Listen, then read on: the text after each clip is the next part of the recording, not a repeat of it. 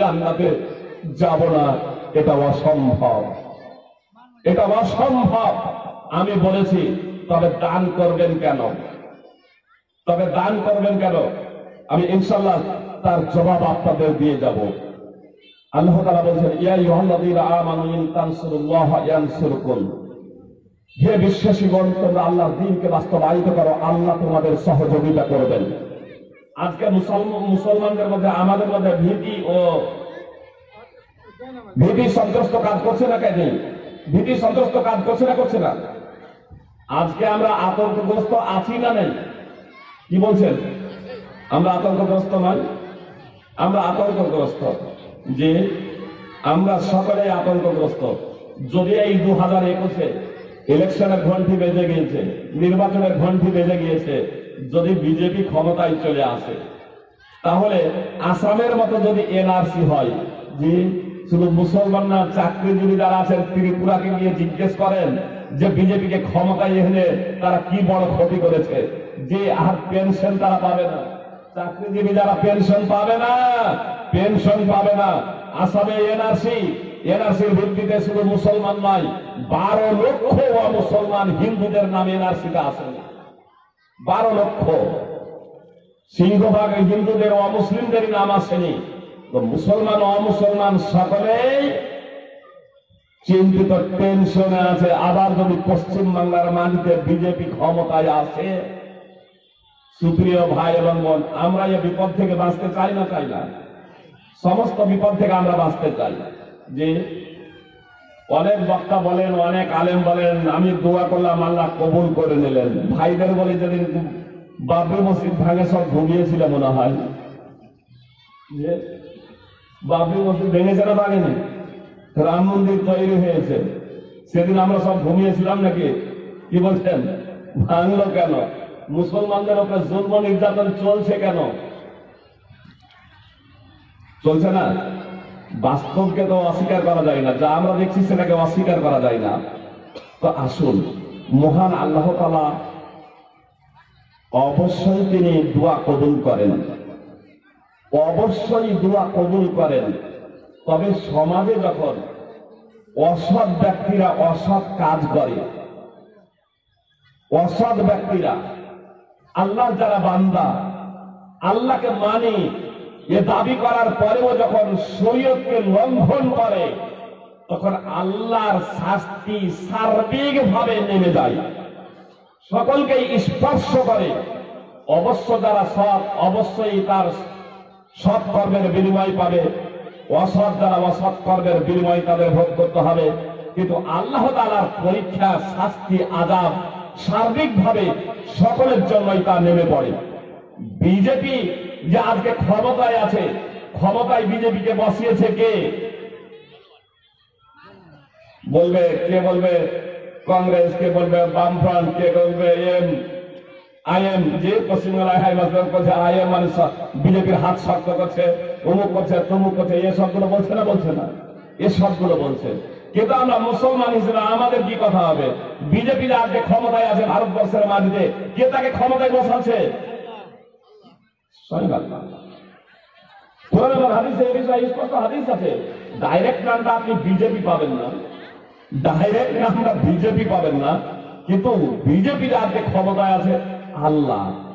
তাহলে বলবেন, আবার যদি পশ্চিমবাংলায় বিজেপি ক্ষমতায় আছে, আল্লাহই বসাবেন? কি বলছেন? কেন বসাবেন? আমাকে আপনাকে শাসন করার জন্য। তাহলে বলবেন যে আল্লাহ তাআলা কি অমুসলমানকে ভালোবাসেন, মুশরিককে ভালোবাসেন? আপনাদের আমার বক্তব্যকে কেন্দ্র করে প্রশ্ন করার স্বাধীনতা থাকবে, আমার বক্তব্যকে কেন্দ্র করে প্রশ্ন করার স্বাধীনতা থাকবে। বুঝতে পেরেছেন? আল্লাহ অমুসলমানকে ভালোবাসেন না, একটা উদাহরণ। কিন্তু সব জায়গায় যদি উদাহরণ দিতে হয় তাহলে বক্তব্য দীর্ঘ সময় করে যাবে। এই জন্য সবে দিয়ে আমি উদাহরণ দেবো না, যদি বুঝতে সমস্যা হয় আপনারা তখন জিজ্ঞেস করবেন। শুধু এর উদাহরণ দিয়ে দিচ্ছি।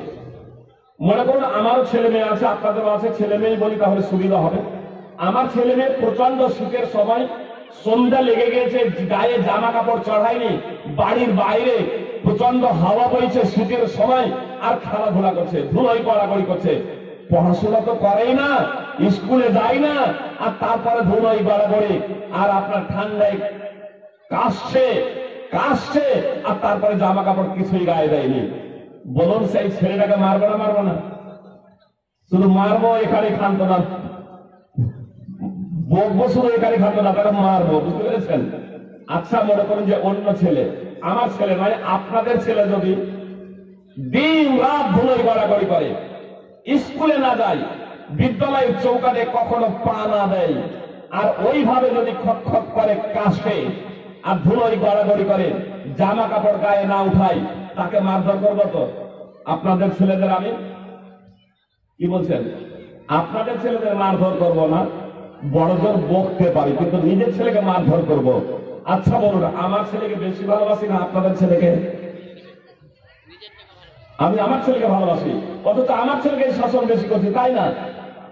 বিষয়টা খুব সহজে বুঝুন যে কাফের নাস্তিক মুশরিক, কাফের নাস্তিক মুশরিক যারা আল্লাহকে মানে না, তারা তো সোজা জাহান্নাম, তাদের জান্নাতে যাওয়ার প্রশ্নই নাই। হাসরের ময়দানে যে আল্লাহ তাদের বিচার করবেন, তো তাদের শাস্তি বিভিন্ন স্তরের হবে। যে যত বড় অপরাধ করেছে সকলেই জাহান্নামে যাবে, পশ্চিম কালেও জান্নাতে যাবে না। কিন্তু যে 100টা লোক খুন করেছে আর যে একটা লোক খুন করেছে, দুজনেই তো সমান না। যে একবার নেশাদ্রব্য সেবন করেছে আর যে 10 বার নেশাদ্রব্য সেবন করেছে, দুজনেই তো সমান না। যে 10টা মানুষ মার্ডার করেছে, যে সুদ খেয়েছে, ঘুষ খেয়েছে, যে যত বড় অপরাধ করেছে, অপরাধের মানদণ্ডের জাহান্নামে তার শাস্তি বিভিন্ন স্তরের হবে। জাহান্নামের শাস্তি বিভিন্ন ভাবে দেওয়ার জন্য যে যেমন অপরাধ করেছে সেই অপরাধ অনুযায়ী শাস্তি দেওয়ার জন্য আল্লাহ বিচার করবেন। জান্নাতে যাওয়ার জন্য কোন কাফের এবং নাস্তিক মুশরিকের বিচার করবেন না, তার কারণ তাদের তো ঈমানই নেই। কিন্তু যারা ঈমানদার, যারা নিজেদেরকে মুসলমান বলে, এদের যেহেতু জান্নাত এবং জাহান্নাম আছে, এজন্য পার্থিব জগতে আল্লাহ তাআলা এদেরকে ধোলাই করবেন যখন ভুল পথে পরিচালিত হবে। আব্দুল্লাহ ইবনে উমর রাদিয়াল্লাহু তাআলা সূত্রে বর্ণিত, সম্ভব হলে পরে ব্যাখ্যা বিশ্লেষণে যাব। 4019 নম্বর আয়াত, শুধু একটু টুকরো 5টা পয়েন্ট আছে, তাতে একটা পয়েন্ট আপাতত উল্লেখ করছি। আল্লাহ রাসূল সাল্লাল্লাহু আলাইহি ওয়াসাল্লাম বলেছেন, ওয়ালাম ইয়ানকুদু আহদাল্লাহি ওয়া আহদা রাসূলিহি ইল্লা সাল্লাল্লাহু আলাইহি ওয়া মিন গায়রিহিম ফাআখাযু বা'দা মা ফি আইদিহিম। আল্লাহ রাসূল সাল্লাল্লাহু আলাইহি ওয়াসাল্লাম বলেন, যখন কোন জাতি আল্লাহ এবং তার রাসূল সাল্লাল্লাহু আলাইহি ওয়াসাল্লামের চুক্তি লঙ্ঘন করবে, তখন আল্লাহ তাআলা তাদের দুশমনদের, তাদের শত্রুদের, বিজাতিদের তাদের উপরে শাসক বানিয়ে দেবেন, আর তারা তাদের সহায় সম্পদ নিয়ে যাবে। মুসলমান আমরা আল্লাহর চুক্তি লঙ্ঘন করেছি না করিনি? রাসূলুল্লাহ সাল্লাল্লাহু আলাইহি ওয়াসাল্লামের চুক্তি লঙ্ঘন করেছি না করিনি? আনাস রাদিয়াল্লাহু তাআলা আনহু সূত্রে বর্ণিত, রাসূলুল্লাহ সাল্লাল্লাহু আলাইহি ওয়াসাল্লাম বলেছেন, মান সাল্লা সালাতানা ওয়াস্তাকবালা কিবলাতানা ওয়া আকালা যাবিহাতানা ফাযালিকাল মুসলিমু আল্লাযী লাহু যিম্মাতুল্লাহি ওয়া যিম্মাতু রাসূলিহি ফালা তুকফিরুল্লাহা ফি যিম্মাতিহি। রাসূলুল্লাহ সাল্লাল্লাহু আলাইহি ওয়াসাল্লাম বলেছেন, যে ব্যক্তি আমাদের নেই সালাত আদায় করে, নামাজ পড়ে, আমাদের কিবলাকে কিবলা বানায়, আমাদের জবাই করা খায়, সেই হলো মুসলিম। তার জিম্মাদার স্বয়ং আল্লাহ এবং তার রাসূল সাল্লাল্লাহু আলাইহি ওয়াসাল্লাম। রাসূলুল্লাহ সাল্লাল্লাহু আলাইহি ওয়াসাল্লামের যখন নাম উচ্চারিত হবে, রাসূলুল্লাহ সাল্লাল্লাহু আলাইহি ওয়াসাল্লামের যখন বর্ণনা শুনবেন, জিকির শুনবেন, তখন আপনারা মনে মনে সাল্লাল্লাহু আলাইহি ওয়াসাল্লাম বলবেন। কেন? রাসূলুল্লাহ সাল্লাল্লাহু আলাইহি ওয়াসাল্লাম বলেন, আমার নাম উচ্চারিত হওয়ার পরে যাদের সম্মুখে আমার আলোচনা হবে, আর তারা আমার নামে যদি দরুদ পাঠ না করে, তাহলে জানবে সে হলো কৃপণ, সে হলো বখিল। রাসূলুল্লাহ সাল্লাল্লাহু আলাইহি ওয়াসাল্লামের নাম শুনে কেউ যদি একবার দরুদ পাঠ করে, আল্লাহ তার উপরে 10 বার রহমত বর্ষণ করবেন। তার নামে 10টি নেকি লেখা হবে, তার গুনাহ 10টি মিটিয়ে দেওয়া হবে, তার মর্যাদার স্তর 10 বার বৃদ্ধি করা হবে। এজন্য মুহাদ্দিসিনে কেরাম যতবার নবী সাল্লাল্লাহু আলাইহি ওয়াসাল্লাম, যতবার রাসূলুল্লাহ সাল্লাল্লাহু আলাইহি ওয়াসাল্লাম, রাসূলুল্লাহ নবী যতবার শব্দ এসেছে, মুহাম্মদ শব্দটি যতবার এসেছে, ততবার সাল্লাল্লাহু আলাইহি ওয়াসাল্লাম হাদিসে পৃষ্ঠায় পৃষ্ঠায় যতবার এসেছে ততবার তারা লিখে গিয়েছেন। তো আপনারা বলবেন মুহাম্মদ সাল্লাল্লাহু আলাইহি ওয়াসাল্লাম, রাসূলুল্লাহ যে কোনো আলোচকের মুখে শুনবেন, বলবেন মনে মনে সাল্লাল্লাহু আলাইহি ওয়াসাল্লাম। কি বলছিলাম কথাটা? রাসূলুল্লাহ সাল্লাল্লাহু আলাইহি ওয়াসাল্লাম বলছেন, যে কেউ আমাদের নেই নামাজ পড়ে, আমাদের মতো নামাজ পড়ে, আমাদের কেবলাকে কেবলা বানাই, আমাদের জবাই করা খায়, অর্থাৎ মুসলমানের জবাই করা খায়, সেই হলো মুসলিম। তার জিম্মাদারির দায়িত্ব আল্লাহ এবং তার রাসূল সাল্লাল্লাহু আলাইহি ওয়াসাল্লাম। আল্লাহ রাসূল সাল্লাল্লাহু আলাইহি ওয়াসাল্লাম বলেন, তোমরা আল্লাহর জিম্মাদারিতে বিশ্বাসঘাতকতা করো না। সহিহ বুখারী হাদিস নম্বর 391। সুপ্রিয় ভাই এবং বোন, বলুন আজকে আমরা ভাই বোন কত পার্সেন্ট নামাজ পড়ি?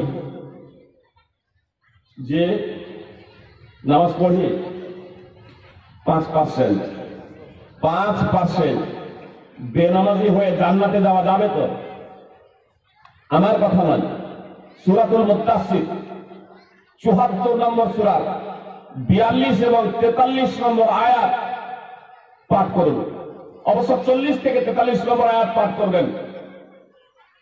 ফি জান্নাতিন ইয়াতাসাআলুনা আনিল মুজরিমিন মা সালাকাকুম ফি সাকার ক্বালু লাম নাকুম মিনাল মুসাল্লিন। যারা জান্নাতে যাবে তারা অপরাধীদের জিজ্ঞেস করবে, তোমাদের সাকার নামক জাহান্নামে কিসে নিক্ষেপ করেছে? তখন তারা জবাব দেবে, সাকার নামক জাহান্নামে যারা যাবে তারা বলবে লাম নাকু, তারা বলবে লাম নাকুম মিনাল মুসাল্লিন, আমরা নামাজি ছিলাম না। 5 ওয়াক্তের যে সমস্ত ভাই এবং বোনেরা নামাজ পড়েন না, আপনি যে কেউ হন না কেন আপনাকে জাহান্নামে যেতে হবে। এটা আমার কথা নয়, স্বয়ং আল্লাহ তাআলা পবিত্র কোরআনে বলেছেন। আব্দুল্লাহ বিন আমর বিন আস রাদিয়াল্লাহু তাআলা আনহু সূত্রে বর্ণিত, একদা রাসূলুল্লাহ সাল্লাল্লাহু আলাইহি ওয়াসাল্লাম নামাজের বর্ণনা করছিলেন, আর নামাজের বর্ণনা করতে গিয়ে বললেন, মান হাফাজ আলাইহা কানাত লাহু নূরান ওয়া বুরহানান ওয়া নাজাতান ইয়াউমাল কিয়ামাহ। যে কেউ ধারাবাহিকভাবে 5 ওয়াক্তের নামাজ পড়বে, যে কেউ নামাজের হেফাজত করবে, যে কেউ নামাজের সংরক্ষণ করবে, নামাজ তার জন্য জ্যোতি হবে, আলোকবর্তিকা হবে, দলিল হবে এবং মুক্তির সনদ হবে কিয়ামত দিবসে। ওয়া মান লাম ইউহাফিজ আলাইহা, আর যে কেউ ধারাবাহিকভাবে 5 ওয়াক্তের নামাজ পড়বে না, কখনো পড়বে কখনো ছাড়বে, ঈদের নামাজ পড়বে, রমজানে রোজা রাখবে, রমজানের নামাজ পড়বে, শুক্রবারের নামাজ পড়বে, জানাজার নামাজ পড়বে, 5 ওয়াক্তের যে সমস্ত পুরুষ এবং মহিলা নামাজ পড়বে না, সাবালক সাবালিকা হয়ে যাওয়া সত্ত্বেও, বিবেক বুদ্ধি সঠিক থাকা সত্ত্বেও যে সমস্ত ভাই এবং বোনেরা নামাজ পড়েন না, সেই সমস্ত ভাই এবং বোনদের সম্পর্কে, সেই সমস্ত মানুষ প্রসঙ্গে রাসূলুল্লাহ সাল্লাল্লাহু আলাইহি ওয়াসাল্লামের স্পষ্ট বাণী, লাম ইয়াকুল লাহু নূরু ওয়ালা বুরহানু ওয়ালা নাজাহ ওয়া মান কানা ইয়াউমাল কিয়ামাতি মা কারুনা ওয়া ফিরআউনা ওয়া হামানা ওয়া উবাইয় ইবনে খালাফ। মুসনাদ আহমদ হাদিস নম্বর 6576। হাদিসটি সুনানে দারামিতে রয়েছে। রাসূলুল্লাহ সাল্লাল্লাহু আলাইহি ওয়াসাল্লাম স্পষ্টভাবে বললেন, যে কেউ ধারাবাহিকভাবে নামাজ পড়ে না, কখনো পড়ে কখনো ছাড়ে, কখনো পড়ে কখনো ছাড়ে, তার হাসর, তার জন্য তার নামাজ দলিল হবে না, আলোকবর্তিকা হবে না, জ্যোতি হবে না, মুক্তির সনদ হবে না। কিয়ামত দিবসে তার হাসর রাসূলুল্লাহ সাল্লাল্লাহু আলাইহি ওয়াসাল্লামের দলে হবে না। যে রাসূলুল্লাহ সাল্লাল্লাহু আলাইহি ওয়াসাল্লাম তো দূরের কথা, কোন ইমামের দলে, মুসলমানদের দলে এই বেনামাজিদের হাসর হবে না। সুপ্রিয় ভাই এবং বোন, কথাটা খুব মনোযোগ দিয়ে শুনবেন। যে সমস্ত ভাই বোনেরা নামাজ পড়েন না, বিবেক বুদ্ধি থাকা সত্ত্বেও, সেই সমস্ত ভাই এবং বোনেদের হাসর মুহাম্মদ সাল্লাল্লাহু আলাইহি ওয়াসাল্লামের দলে, মুসলমানদের দলে হবে না, মুসলমানদের দলে হবে না। একবারে বিখ্যাত বিখ্যাত অপরাধী কারুনের সাথে হবে, ফিরাউনের সাথে হবে, হামানের সাথে হবে, উবাইয় ইবনে খালাফের সাথে হবে। এ কথা রাসূলুল্লাহ সাল্লাল্লাহু আলাইহি ওয়াসাল্লাম স্পষ্টভাবে ঘোষণা দিয়েছেন। সুপ্রিয় ভাই এবং বোন, হাসরটা কার সাথে হবে দেখুন। ইবনুল কাইয়িম রাহিমাহুল্লাহ ওয়াক্ত হাদিসের খুব সুন্দর ব্যাখ্যা দিয়েছেন। ধন সম্পদের মোহে পড়ে যে ব্যক্তি নামাজের শিথিলতা প্রদর্শন করে, আল্লাহ আমাকে ভালোবাসেন, না হলে এত সম্পদ দিলেন কেন? কথাটা খুব ভালোভাবে বোঝার প্রচেষ্টা করবেন। ধন সম্পদ পাওয়াটা আল্লাহ তাআলার ভালোবাসার মানদণ্ড নয়। এই পৃথিবীটা যেহেতু হচ্ছে পরীক্ষাগার, পরীক্ষার হল, এখানে আল্লাহ তাআলা মানুষকে পরীক্ষা করতে চান। এজন্য আল্লাহ যাকে ভালোবাসেন তাকেও সম্পদ দেন, যাকে ভালোবাসেন না তাকেও সম্পদ দেন। সম্পদ দিয়ে পরীক্ষা করেন, বুঝতে পেরেছেন? সম্পদ দিয়ে পরীক্ষা করেন। ইমানদারদের জন্য এ সম্পদ লাভদায়ক, আর কাফের মুশরিকদের জন্য এ সম্পদই আবার ক্ষতিকারক। মুশরিকদের জন্য সম্পদ ক্ষতিকারক, কাফেরদের জন্য সম্পদ ক্ষতিকারক। সূরা তওবা 9 নম্বর সূরার 55 নম্বর আয়াত। সুপ্রিয় ভাই এবং বোন, আজ আমরা নামাজ পড়ি না, নামাজের শিথিলতা প্রদর্শন করি। ইবনে কাইয়্যিম রাহিমাহুল্লাহ বলছেন, যে ব্যক্তি ধন সম্পদের মোহে পড়ে নামাজের শিথিলতা প্রদর্শন করে সে কারণের সাথে উঠবে। আর যে ব্যক্তি নেতা মন্ত্রী হয়ে, প্রধান হয়ে, মেম্বার হয়ে, যে ব্যক্তি নেতা মন্ত্রী হয়ে, প্রধান হয়ে নামাজের শিথিলতা প্রদর্শন করে, ফেরাউন রাষ্ট্রনায়ক ছিল, সে ফেরাউনের সাথে উঠবে। আর নেতা মন্ত্রী মেম্বার তাদের আবার বডিগার্ড থাকে না, চামচা। তো যে চামচাগিরি করবে, চামচাগিরি করতে গিয়ে নামাজের শিথিলতা প্রদর্শন করে, সে আমার সাথে উঠবে। আর ব্যবসা বাণিজ্য করতে গিয়ে, এবার বিজনেস খুব বড় হয়ে গেছে, হিসাব নিকাশ করতে করতে নামাজের সময় পার হয়ে যাচ্ছে, হিসাব নিকাশ করতে করতে নামাজের সময় পার হয়ে যাচ্ছে, এই ব্যক্তির হাসর হবে বিখ্যাত মুশরিক ব্যবসায়ী উবাই ইবনে খালাফের সাথে। আজ আমি এবং আপনি এত জালসা, এত বক্তব্য শুনছি, আর তারপরেও গিয়ে আমরা বেনামাজি থাকছি, বেনামাজি ভাবে এই জীবনযাপন করছি। সুপ্রিয় ভাই এবং বোন, আমাদের জীবনে কোন প্রকারের পরিবর্তন আসে না। এইভাবে জালসা শুনে কিন্তু আমাদের জান্নাত যাওয়া যাবে না। সহিহ বুখারী হাদিস নম্বর 3267, প্রথম একটা হাদিস শুনে নেন, দিয়ে বক্তব্য আগে বাড়াচ্ছি। কথাটা সুপ্রিয় ভাই এবং বোন খুব মনোযোগ দিয়ে শুনবেন। বক্তাও কিছু জাহান্নামে যাবে, শ্রোতারাও জাহান্নামে যাবে। একটা জাহান্নামে দেখবে একটা বক্তা নিজের নাড়ি ভুঁড়িগুলো বের হয়ে গেছে, যে যার নাড়ি ভুঁড়িগুলো বের হয়ে গেছে, সেই নাড়ি ভুঁড়িগুলো নিয়ে গাধা যেমন চাকরির চতুর্পাশে ঘুরতে থাকে, অনুরূপ ভাবে এই বক্তা নাড়ি ভুঁড়িগুলো নিয়ে জাহান্নামে ঘুরতে থাকবে। তখন লোকজন তার কাছে জড়ো হয়ে গিয়ে বলবে, আরে আপনি অমুক বক্তা নন? মানে সাহস করতে পারছে না। আরে আমরা তো থাকতাম নিচে, আর এই লোকটার মতোই তো স্টেজে বক্তব্য রাখতো, আপনি কি অমুক বক্তা নন? কখনো বলবে, আপনাদের চিনতে ভুল হয়নি, আপনারা ঠিকই বলছেন, আমি অমুক বক্তা, কিন্তু আমি সৎ কাজের আদেশ করতাম, আমি নিজে সৎ কাজ করতাম না। আর অসৎ কাজে বাধা দিতাম, কিন্তু আমি নিজেই অসৎ কাজ করতাম। কোরআন সুন্নাহর কথা বলতাম, কিন্তু কোরআন সুন্নাহ অনুযায়ী জীবনযাপন করতাম না। তো বক্তার বক্তব্য তো এটা স্পষ্ট, বক্তা বক্তব্য অনুযায়ী জীবনযাপন না করার জন্য বক্তা যাবে জাহান্নামে। ওই যে লোকগুলো যারা বক্তাকে এসে বলছে, আপনি কি অমুক বক্তা নন, তারা কারা বলুন তো? যে বুঝাতে হয়তো পারেনি, যে লোকগুলো বক্তাকে এসে বলছে আপনি কি অমুক বক্তা নন, তারা চিনেও যেন চিনতে পারে না। আরে বক্তা ও থাকতো স্টেজে বক্তব্য রাখতো, দিনের কথা বলতো, ও জাহান্নামে, এটা তারা বিশ্বাস করতে পারছে না। তারা না হয় কাজা খেত, তারা না হয় মদ পান করতো, তারা না হয় বেনামাজি ছিল, তারা না হয় প্রেম প্রীতিতে মত্ত ছিল, যে সিনেমা গান বাজনা ইত্যাদি নিয়ে তারা ব্যস্ত ছিল, কিন্তু এ বক্তা জাহান্নামে কেন? এ বুঝতে পারে না, বুঝেও যেন বুঝতে পারে না, চিনেও যেন চিনতে পারে না। জিজ্ঞেস করলো, বলছে, হ্যাঁ আমি সেই বক্তা, তোমাদের চিনতে ভুল হয়নি, আমি আসলে কোরআন সুন্নাহ অনুযায়ী জীবনযাপন করিনি, তার জন্য জাহান্নামে। ওই লোকগুলো কারা জানেন? ওই লোকগুলো ছিল ওই বক্তার শ্রোতা, ওই লোকগুলো ছিল ওই বক্তার শ্রোতা। সুপ্রিয় ভাই এবং বোন, আজকে যারা বক্তব্য শুনতে এসেছি, দৃঢ় প্রতিজ্ঞাবদ্ধ হন, আমরা সেই বক্তা হব না এবং সেই শ্রোতা হব না যারা কোরআন সুন্নাহ অনুযায়ী চলবে না। কোরআন সুন্নাহর কথা শুনবো এবং কোরআন সুন্নাহ অনুযায়ী আমরা জীবনযাপন করবো। রাজি আছি তো আমরা ইনশাআল্লাহ? সুপ্রিয় ভাই এবং বোন, আমরা রাজি আছি তো? কোরআন সুন্নাহ শুনবো, কোরআন সুন্নাহ অনুযায়ী জীবনযাপন করবো, কি বলছেন? রাজি আছি তো? আওয়াজ বের হচ্ছে না, আমরা রাজি আছি তো? ইনশাআল্লাহ কোরআন সুন্নাহ বলবো, কোরআন সুন্নাহ অনুযায়ী জীবনযাপন করবো। কোরআন সুন্নাহ শুনলে আল্লাহ, কোরআন সুন্নাহ অনুযায়ী চললে আল্লাহ কথা শুনেন, আল্লাহ কথা শুনেন। আসলে আমরা আল্লাহকে কথা শোনাতে পারিনি, কিভাবে কথা বলতে হয় সেটা জানি না, বুঝি না। আসুন, আল্লাহ দিনকে বাস্তবায়িত করলে, আল্লাহকে ডাকলে কিভাবে আল্লাহ তাআলা সাড়া দেন, সেই প্রসঙ্গে কয়েকটি কথা আপনাদের বলি। সুপ্রিয় ভাই এবং বোন, মিডিলে আমি যেখানে চাদর নিয়ে যখন আমার ভাই এবং বোনেরা যখন ঘুরছেন, 2-4 মিনিট 5 মিনিটের জন্য আমি দানের প্রসঙ্গে কয়েকটা কথা বলে দিচ্ছি। কি বলছেন বলো?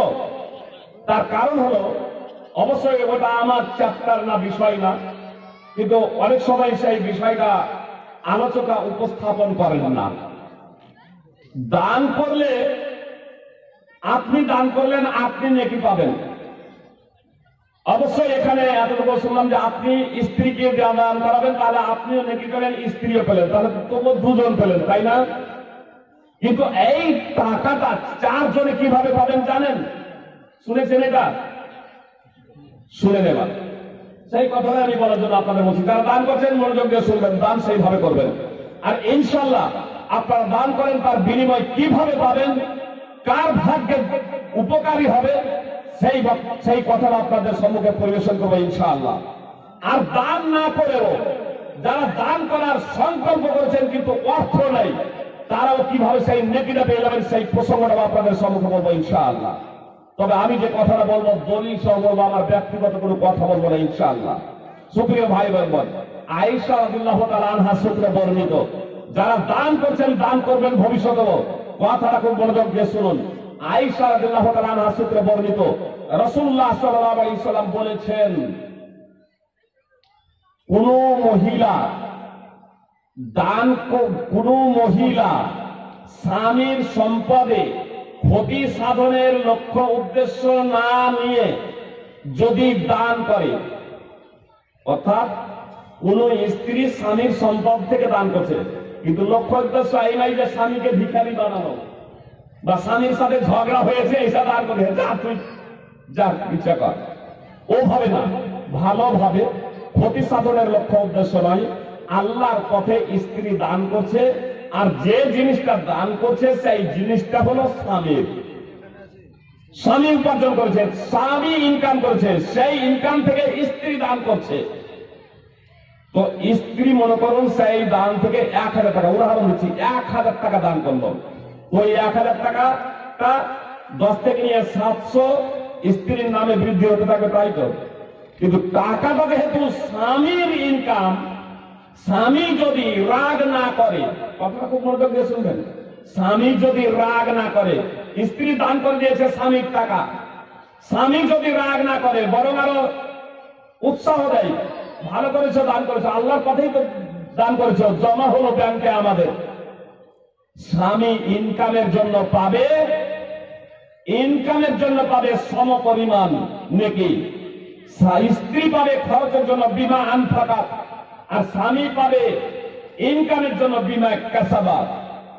স্ত্রী তো আর স্টেজে এখানে আসবে না, বাচ্চা মেয়ের হাতে বা ছেলের হাতে টাকাটা পাঠালো, ওয়ালিল খাজিনি মিসলু যালিক, সেও পাবে তার সমপরিমাণ।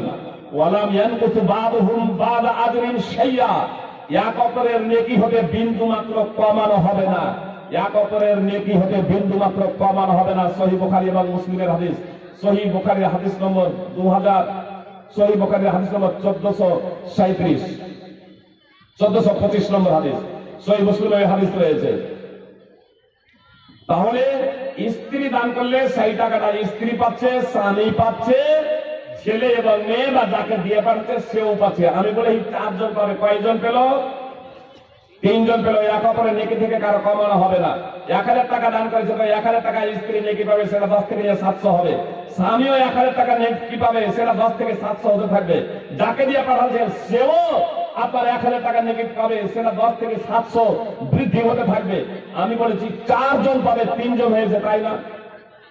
আয়েশা রাদিয়াল্লাহু তাআলা আনহা থেকে, আয়েশা রাদিয়াল্লাহু তাআলা আনহা সূত্রে বর্ণিত, রাসূলুল্লাহ সাল্লাল্লাহু আলাইহি সাল্লাম, রাসূলুল্লাহ সাল্লাল্লাহু আলাইহি সাল্লামের নিকটে একজন ব্যক্তি এসে জিজ্ঞেস করলো, আল্লাহ রাসূল, আমার মা হঠাৎ মারা গেছে, ওয়াসিয়ত করে যায়নি, দান খয়রাত করতে কিছু বলে যায়নি, তবে আমার মনে হয় কিছু কথা বলতে পারলে হয়তো দান খয়রাত করার কথা বলতো, কিছু ওয়াসিয়তের কথা বলতো, তো আমি যদি তার পক্ষ থেকে দান করি, ফালাহা আজরুন ইন তাসাদদাকতু আনহা ওয়ালিয়া আজরুন, ক্বালা নাআম। সেই ব্যক্তি আল্লাহ রাসূল সাল্লাল্লাহু আলাইহি সাল্লামকে বলছে, আল্লাহ রাসূল, আমি যদি আমার মায়ের পক্ষ থেকে দান করি, ফালাহা আজরুন, তবে কি আমার মা নেকি পাবে? ওয়ালিয়া আজরুন, এবং আমিও কি নেকি পাবো? আল্লাহ রাসূল সাল্লাল্লাহু আলাইহি সাল্লাম বললেন হ্যাঁ। তাহলে এখানে যার পক্ষ থেকে দান করা হচ্ছে সেও নেকি পাচ্ছে। সুনানে ইবনে মাজাহ হাদিস নম্বর 2717, হাদিসটি সহিহ মুসলিমেও আছে। ইমাম নাওয়াবী রাহিমাহুল্লাহ অত্র হাদিসের ভাষ্যে লিখছেন যে সমস্ত ওলামার ঐক্যমতে মৃতের পক্ষ থেকে দান খয়রাত করা মুস্তাহাব, এবং মৃতের নামে যদি দান খয়রাত করা হয় দাতাও নেকি পাবে, যার নামে দান করা হবে সেও নেকি পাবে। তাহলে ওখানে তিনজন ছিল, এখানে একজন প্লাস হলো যার নামে দান করা হচ্ছে। আপনার প্রথমে তিনজন যেটা ছিল, স্ত্রী দান করছেন নিজের নামে, ও পেল, স্বামী পেল, যাকে দিয়ে পাঠালো সে পেল, তিনজন।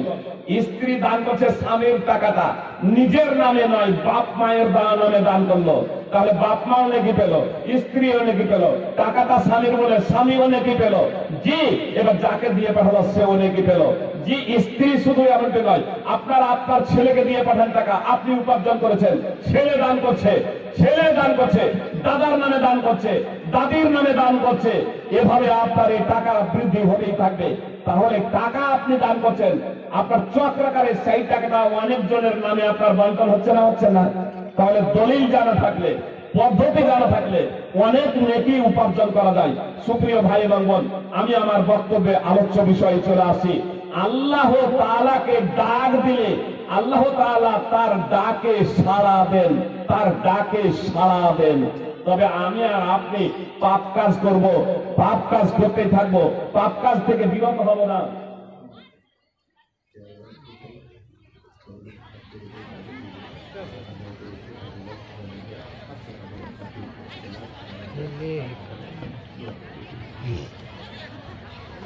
সুপ্রিয় ভাই এবং বোন, একটা সুখবর, আপনাদের এতটা অঞ্চলের কিছু যুবক কেরালায় খাটতে গিয়েছেন, কেরালায় খাটতে গিয়েছেন।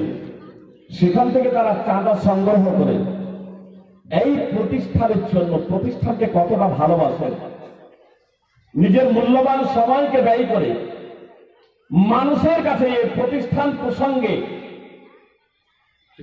অবগত করিয়ে তাদের কাছ থেকে এই প্রতিষ্ঠানের জন্য 1,06,700 টাকা সংগ্রহ করেছেন। 1,06,700 টাকা তারা সংগ্রহ করেছেন এই মাদ্রাসার জন্য।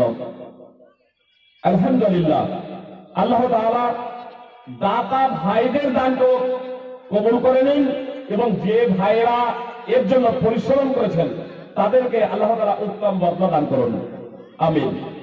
সুপ্রিয় ভাই এবং বোন, আমি আপনাদেরকে যে বিষয়টা বলছিলাম তা হলো এই যে আল্লাহ তাআলাকে ডাকলে আল্লাহ তাআলা সহযোগিতা করেন। ডাকলে কিভাবে সহযোগিতা করেন এবার তার চিত্র আপনাদের সম্মুখে তুলে ধরি কয়েকটা। সারা আলাইহিস সালাম, আমার মা বলে রাস্তায় চলতে গিয়ে অনেকেই বিপদে পড়ি না, অনেকেই বিপদে পড়ি। সারা দীর্ঘ ঘটনা আছে, আমি শুধু মূল পয়েন্টগুলো আপনাদের সম্মুখে তুলে ধরবো। তার কারণ আগে বলেছি এত গভীরতা আমার বক্তব্য রেখে অভ্যাস নেই।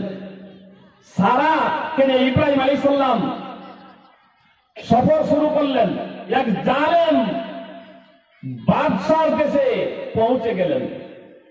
সেই জালেম বাদশা যখনই করোনা কোন সুন্দরী মেয়েকে পেত তাকে ভোগ করত, কিন্তু যখন এটা জানতো যে যার সাথে সে সফর করছে সে হলো আপোষে ভাই বোন, তাহলে স্পর্শ করত না।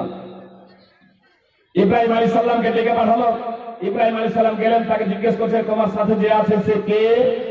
ইব্রাহিম আলাইহিস সালাম বলে দিলেন সে হলো আমার বোন। ইব্রাহিম আলাইহিস সালাম কে ছেড়ে দেওয়া হলো। ইব্রাহিম আলাইহিস সালাম এসে তার স্ত্রীকে বলছে, সারাকে, সারা তুমি আমার কথাটাকে মিথ্যা প্রতিপন্ন করো না। বাদশা জিজ্ঞেস করেছে আমি বলেছি তোমাকে যে তুমি হচ্ছে আমার বোন, তুমিও বলবে যে ইব্রাহিম হচ্ছে আমার ভাই, মানে যাতে বিপদ থেকে বাঁচা যায়। আর এটা আসলে ধর্মীয় তুমি আর আমি ভাই বোন তো, তার কারণ পৃথিবীতে আমি আর তুমি ছাড়া কেউ তো আর ইমানদার নেই, কেউ তো আর মুসলমান নেই। এজন্য তুমি আর আমি দুইজনে ভাই বোন ধর্মীয় দৃষ্টিকোণ থেকে, দিনই ভাই বোন। এবার সারাকে বাদশা আহ্বান করলো। সারা ভিতরে প্রবেশ করেছেন, আর যখন প্রবেশ করেছেন জিজ্ঞাসাবাদের পরে সারাকে ছেড়ে দেওয়া উচিত ছিল, কিন্তু সারা বাদশার কুমতলব, সেই বাদশাহ সারাকে স্পর্শ করার জন্য যখন এগিয়ে যাচ্ছে ধরার জন্য, সে সময় সারা নামাজ